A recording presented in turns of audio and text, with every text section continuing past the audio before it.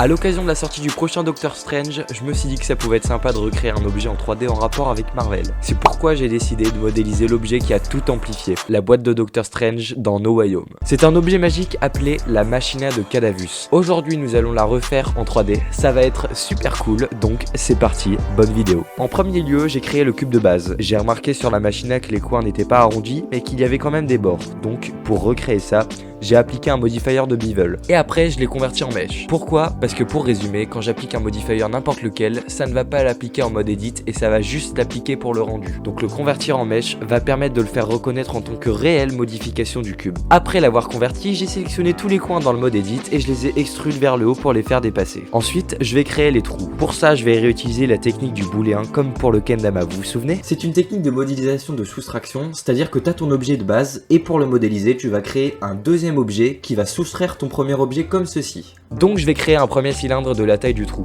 Je vais le shade smooth et je vais le dupliquer 2 fois et le tourner pour les trous des 4 autres faces. Et c'est là que le booléen rentre en jeu. Je vais faire CTRL- et voilà, ça va soustraire le cylindre au cube. Comme je trouvais moche l'intérieur du cube, j'ai dupliqué le cube, je l'ai rapetissé et j'ai réappliqué le booléen mais cette fois avec le cube. Voilà, l'intérieur est mieux maintenant. Ensuite, je me suis dit que ça pouvait être le bon moment pour commencer à créer les textures. Et pour ça, j'ai exporté le projet Blender en fichier .fbx et je l'ai importé sur Substance Painter. Me demandez pas pourquoi il y a des sortes de faces bizarres dans les trous, j'en connais pas la raison. Et j'ai donc commencé à créer la texture à base de la matière Steel Paint Sharpened Green.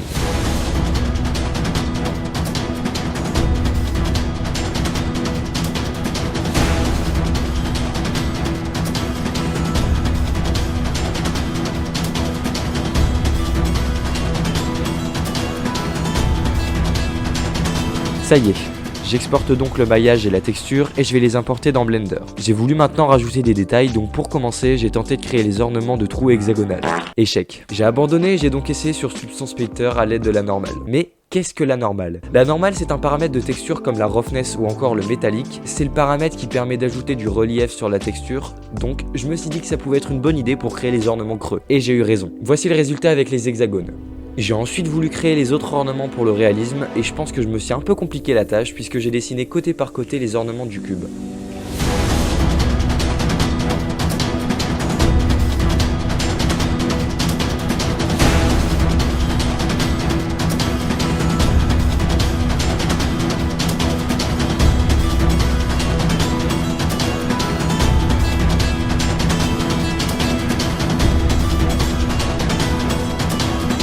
J'ai ensuite cherché un HDRI sur internet. Un HDRI, je vous le rappelle, c'est une photo 360 degrés qu'on ajoute pour donner du décor et du réalisme. J'en ai donc trouvé un enneigé. Je trouvais ça cool puisque le thème de base c'était No Way Home et que les moments avec la boîte se passent souvent dans un décor neigeux. J'ai ensuite importé et testé les textures de bois un minimum réaliste pour mon sol. Après j'ai commencé à créer la texture de sorte de flamme magique dans le cube et j'ai fait des tests avec des textures d'ornement de verre autour. Je rappelle que les textures seront demain sur mon Instagram qui se trouve dans la description. Voici le résultat pour l'instant. Ensuite je vais créer les arcs un peu bizarre de la boîte. Pour ça, je vais créer un nouveau projet Blender. Je vais créer un cercle dont je vais supprimer à peu près 2/3 de ses vertices et après je vais le tailler et le construire grâce à l'extrusion. Et ensuite, même procédure que tout à l'heure pour sa texture. Ensuite, comme tout à l'heure, je vais importer le maillage et la texture sur Blender. Après, je vais placer les arcs partout sur les trous avec des duplications et des rotations. J'améliore la texture de verre et celle de la flamme. Voici le résultat. Après une longue hésitation d'approximativement 4 secondes, je trouvais qu'il manquait quelque chose. Effectivement, j'avais envie de recréer les cercles gris métalliques autour des trous. Donc, c'est ce que t'as fait? Et ouais, j'ai donc créé un cercle. Dans l'edit mode, je l'ai extrude vers l'extérieur et j'ai divisé la face avec loop cut.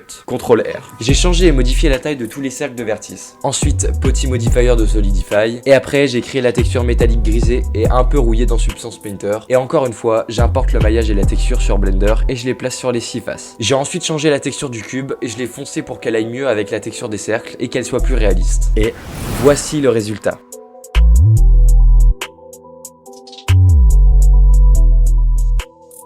J'espère que vous avez aimé la vidéo, je trouvais ça super cool de réaliser ce cube et je suis assez content du résultat. Je trouve que je me suis plutôt bien débrouillé pour les textures sur Substance Painter. J'ai découvert beaucoup de choses avec cette vidéo et n'hésitez pas à me dire ce qu'il faudrait que j'améliore dans les commentaires au niveau vidéo ou 3D, ça me ferait vraiment plaisir. N'hésitez pas aussi à partager cette vidéo et on se retrouve une prochaine fois.